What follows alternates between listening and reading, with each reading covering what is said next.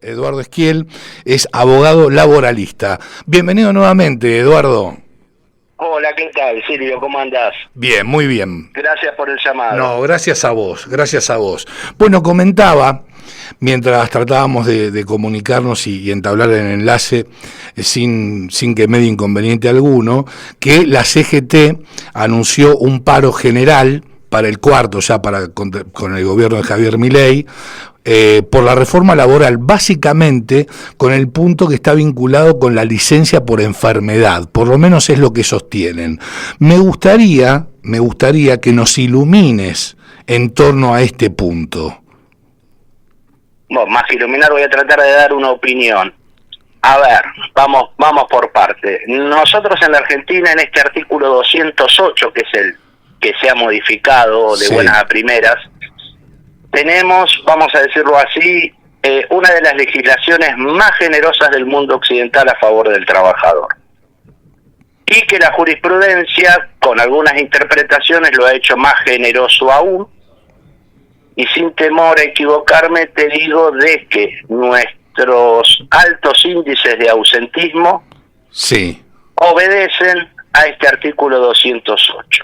Lo cual, mira, te lo puedo recontrafundamentar porque aparte de abogado soy relacionista laboral y trabajé 23 años en gestión de personal. Mi primer trabajo que hice con 19 años era controlar ausentismo, después hacer las estadísticas y después me tocó gestionarlo. Con lo cual tengo conocimiento de causa de que este artículo 208 sí merecía una modificación. Eso por un lado. Sí. Por el otro lado, no era esta. Y no era esta porque en esta Argentina pendular este cambio se va muy para el otro lado. Merecía una revisión con amplio debate, con participación de todos los actores sociales y con una redacción cuidadosa porque también este nuevo artículo 208 que se propuso en el Senado, que no estaba en la letra original del proyecto que había enviado el Poder Ejecutivo, tiene errores técnicos, a mi modo de ver, groseros. Tenía que ser reformado, con lo cual esto generó un debate bastante importante. Mira, yo el día que se sancionó me quedé hasta las 3:30 porque me interesaba las aprobaciones en particular que iba a hacer el Senado. Sí. Y algunos senadores tuvieron, creo que fueron 2 o 3, la previsión de decir: aprobamos el título de las reformas a la ley de contrato de trabajo, salvo el artículo 44 que modificaba el 208. Es decir, algunos senadores lo vieron, algunos senadores se tomaron el trabajo de leerlo y de expresar su posición crítica. Salió así. Ahora, bueno, esto pasa a la Cámara de Diputados y va a ser la Cámara de Diputados quien va a tener la responsabilidad o de dejarlo sin efecto o de introducir una modificación razonable que se necesita. Bien, perfecto. Ahora, ¿les podés comentar a nuestros oyentes dónde surge el inconveniente en este punto? Sí. A ver, nuestra legislación actual dice que un trabajador cuando tiene una enfermedad ajena al trabajo tiene derecho a percibir su remuneración con más el promedio de las remuneraciones variables de los últimos 6 meses, pensá en horas extras, pago por productividad o comisiones, ¿sí? Por un periodo de 3 o 6 meses, pero que si tiene cargas de familia se duplica a 6 o 12 meses. Sí. Esta nueva reforma dice de que el trabajador enfermo va a percibir por 3 o 6 meses, y solo por 3 o 6 meses, sin la duplicación, el 75 o 50% de la remuneración, pero no incluye las remuneraciones variables. Con lo cual, si tenés un trabajador que cobra 1,5 millones de pesos, de los cuales 500.000 son, supongamos, horas extras, no es que va a cobrar el 75% de 1,5 millones, sino que va a cobrar el 75% de 1 millón. De 1 millón. Con lo cual la reducción puede ser aún mayor que el 75 o 50%. Primera cuestión. Segunda cuestión, los trabajadores accidentados, cuando se accidentan, los salarios caídos los paga la RT y la legislación te dice conforme al 208. Con lo cual, igual impacto, pero con distintos plazos, pero sin pacto remuneratorio, lo van a tener los trabajadores accidentados. Y esto para mí no lo advirtieron, y tampoco advirtieron el deber de promediar o considerar las remuneraciones variables. Entonces, para el trabajador va a ser mucho más pernicioso, y por un periodo aún menor. Esto se podría haber resuelto, no sé si se entendió, pero esto se podría haber resuelto de otro modo. Por ejemplo, sí, pertenezco a una empresa, voy a jugar al fútbol y me quiebran. ¿Sí? Bárbaro. Entonces, a ver, me quiebran, es extralaboral. ¿Sí? ¿Qué pasa en mi caso? Y no puedo ir al trabajo. La distinción entre percibir el 75 o el 50% está dada por si el trabajador se encuentra en una situación de riesgo. Ahora, ¿qué se entiende por esa situación de riesgo? Esto va a aumentar la litigiosidad con interpretar los jueces. No tengo ninguna duda que una actividad recreativa que hacen muchísimas personas por cuestiones culturales no está alcanzada de modo más pernicioso para el trabajador. Cosa distinta si te fuiste a escalar el EVE. Claro. Cosa distinta si se trata de un daño autoinfligido.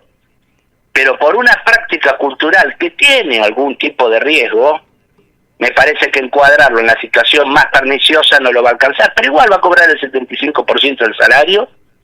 Vos que te quebraste, que te fracturaron tibia y que vas a tener para 8 meses, lo vas a cobrar solamente por 6, y si tenés muchas remuneraciones variables vas a cobrar menos de la mitad porque no considera remuneraciones variables. Está mal pensado, y el modo en que se interpuso, sumado a la deficiente técnica legislativa, me pone de manifiesto que fue un cambio que se introdujo de modo muy apurado. Y ojo que estás hablando con una persona, y lo hablamos la semana pasada, antes de que se debata en senadores, donde yo te dije, este proyecto de reforma laboral tiene más luces que sombras. Son muchas más las cosas acertadas que las desacertadas. Ahora, las desacertadas son gravemente desacertadas. Una de ellas es esta. Claro. Todo un tema, porque hay empresas, por ejemplo, que dentro de las mismas, en sus instalaciones, por ejemplo, tienen gimnasios. Las grandes empresas sí, gimnasios y muchas otras prestaciones. Vos te desgarrás en el gimnasio, ¿y qué pasa en ese caso? Ahí tenés una cuestión. ¿Alguna empresa lo va a considerar como situación de riesgo? Ojo que esto si quiere aplicar la letra fina de la ley, le va a generar conflictividad interna, inclusive de tipo sindical. No, esto fue muy apresurado, muy criticable. Bueno, esperemos que el Cámara de Diputados introduzca una modificación adecuada, aun si se demorara 10, 15, 20, un mes más la promulgación de la ley. Digo esto porque desde la opinión pública lo que uno puede percibir es que el gobierno lo quiere antes del 1 de marzo, sí o sí. Yo prefiero que se espere 15, 20 días, un mes más, si es necesario, para hacer algo mejor. Claro, porque desde el oficialismo lo que entienden, bien digo, es que el cambio que modifica las licencias por enfermedad es muy necesario para evitar, dicen, los presuntos abusos que se dan en la actualidad. Pero no me parece un abuso, por ejemplo, ir a jugar al fútbol y que te quiebren. Sí es un abuso conseguir certificados médicos truchos, por ejemplo. Totalmente, pero acá me parece, yo esto se lo escuché decir creo que al propio Sturzenegger, no me acuerdo. Acá el criterio que se utiliza responde a dos pautas culturales. Una, que paguen justos por pecadores. 2, muerto el perro, se acabó la rabia. Eso no es justo. No, la verdad que yo no estoy alineado bajo ningún punto de vista con este criterio. Estás hablando de una persona que banca este proyecto de reforma, aún con las cosas que no estoy de acuerdo. Y si, mira, estuve dando estas opiniones en medios que me han llamado en este sentido, pero inmediatamente salió esto, antes de que explotara en la opinión pública, dando este punto de vista. Pero uno lo hace con el ánimo de que tengamos la mejor reforma laboral posible. no con un espíritu de obstruir la sanción de la ley. Claro, claro, por supuesto. Ahora distinto es, por ejemplo, estaba leyendo que, por ejemplo, vos salís de tu casa, tomás el colectivo y al momento de subir el primer escalón del colectivo te tropezás, te caes y te fracturás, suponte. Ahí digamos, de algún modo, recayendo lo que sostiene el gobierno del cobro del 75-50%, porque estás, digamos, yendo al trabajo, itinere creo que es, ¿no? Exactamente, pero te digo, si te dijeron esto, o si alguien dijo esto, se equivocó. A ver. Porque a ese trabajador también lo afectás. Porque el trabajador accidentado, ya sea en el trabajo o en itinere, como estás diciendo vos, dice la ley que cobra como el 208, y si reformaste el 208 también lo arrastrás a esta situación. Eso no lo tuvieron en cuenta por ligereza. Y si vos, por ejemplo, sí, tampoco lo tuvieron en cuenta entonces, pero si vos te estás dirigiendo... Se lo morfaron. La ley de riesgo de trabajo, decreto 1694 del año 2009, dice que la prestación dineraria se llama por ILT, pero por salarios caídos del trabajador accidentado, cobra igual que el 208.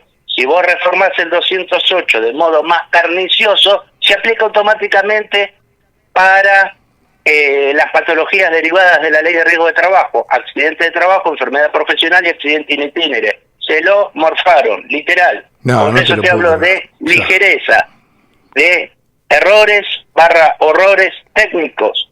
Por eso, deber de la Cámara de Diputados subsanar este error. Bueno, no sé si te puedo decir más claro. No, más claro. No, está clarísimo. Y si por ejemplo el trabajador hace una neumonía y tiene que estar 2 semanas en cama o tiene que estar internado por la gravedad del hecho, ¿también cobra el 75% del salario? Cobra el 75% del salario, pero si ese trabajador accidentado hace muchas horas extras, va a cobrar el 75% del salario sin horas extras, con lo cual va a cobrar menos del 75% de su salario habitual. Se lo morfaron también. Bueno, está a las claras que esta modificación le ocasiona un perjuicio fenomenal al trabajador. Por eso te digo que esta nuevo 208, de esto que teníamos muy generoso y que merecía una revisión, pasamos al otro extremo pendularmente clásico de la Argentina. ¿Qué tema? Bueno, seguramente en la Cámara, bueno, entiendo que en la Cámara de Diputados van a hacer foco especial en este artículo. Entiendo. Pero que lo hagan en este artículo, pero ojo, el Fondo de Asistencia Laboral, también... el FAL es un error lo que se está haciendo. ¿Cómo que? Jurídico y moral.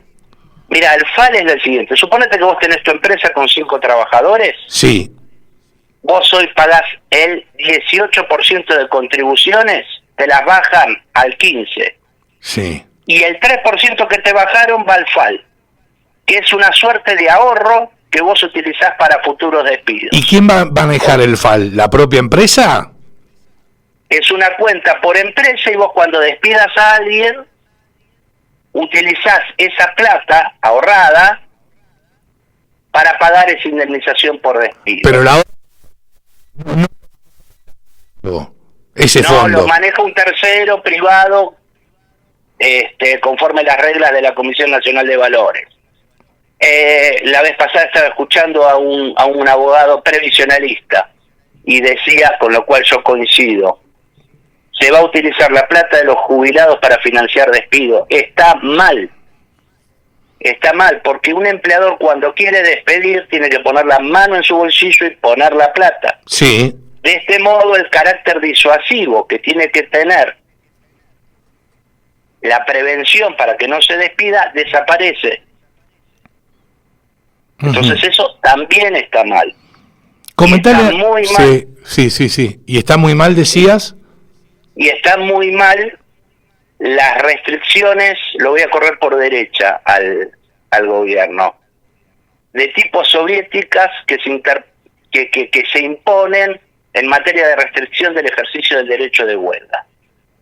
Tiene otros errores, pero la mayoría de las cuestiones que están legisladas a mí me parece que están bien. Si hago estas críticas es con ánimo de que se corrijan y tengamos la mejor reforma laboral posible desde mi humilde lugar. Son críticas constructivas, obviamente, y estás planteando alternativas. Ahora, recordar a nuestros oyentes cómo impacta en la ANSES el FAL. Sí, el 18% de la masa salarial que se contribuye para el Estado, ahora se va a contribuir el 15% de los fondos de jubilaciones. Claro. Y ese 3% que se deja de contribuir es para financiar despidos. En definitiva, ¿quién va a pagar los despidos? La Caja de Jubilaciones. Gracias. Y acá ya lo dejo librado al criterio de cada uno de los oyentes acerca de la moralidad de este cambio. Que te digo una cosa más, ¿sabés quién va a ser el primer beneficiado de este FAL? Decime. Las empresas que se van a dedicar a administrar estos fondos, que son partes totalmente ajenas a un contrato de trabajo. Uh-huh. El FAL habría que modificarlo también, según tu criterio. No habría que ni siquiera ponerlo. Ni siquiera ponerlo. Olvídate del FAL. Está bien el cambio que se hace en materia de la indemnización por despido, eso me parece que está muy bien. Está muy bien unificar la tasa de interés, eso me parece que está muy bien. Algunas reformas en materia de modalidades contractuales, eso está muy bien. Yo soy de los que opinan que la presunción de existencia del contrato de trabajo que se establece en el 23 está bien y no es para agarrarse de los pelos como están haciendo muchos abogados laboralistas. Yo estoy de acuerdo que conforme la letra de la ley se excluya de la ley de contrato de trabajo a los trabajadores de plataforma, eso me parece que está muy bien. Uh-huh. Me parece que está muy bien la reforma en la ley sindical sobre las asambleas y sobre prácticas desleales. Te puedo hacer una lista enorme de aspectos con los que estoy de acuerdo, pero no lo arruinemos con estos 3 o 4 cambios que no pueden pasar. Que te digo una cuestión más, por ejemplo, el derecho de huelga no tiene ninguna posibilidad de que los jueces laborales lo declaren constitucional. Esta restricción en materia de derecho de huelga, te vuelvo a decir, es soviética. Me parecería muy coherente si la hubiera escrito Maduro, Chávez, Fidel Castro, Putin, no un gobierno que dice ser radical. Eduardo, como siempre te agradezco infinitamente este contacto y te envío un fuerte abrazo. Muchísimas gracias y un saludo a toda la audiencia y a disposición. Gracias Eduardo, un placer. Hasta luego, adiós. Bueno, caramba, qué tema, fundamentalmente, pues sí, el del FAR y el de las licencias por enfermedad, la verdad, que se fueron un poquito al demonio ahí, ¿no es cierto? Bueno, lo escuchabas al doctor Eduardo Schiel, abogado laboralista, ha pasado por la cocina de las noticias.